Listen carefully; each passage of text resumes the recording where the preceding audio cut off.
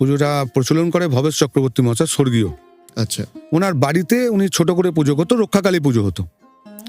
এবার ওনার এবং ওনার কিছু বন্ধুরা যারা পুজোটা করতো, আমার মতনই ঘুরতে ভালোবাসতো। এবার নবদ্বীপে গেছে, গিয়ে দেখেছে ওখানে বড় বড় রাসের পুজো হয়, বড় বড় সব মূর্তি।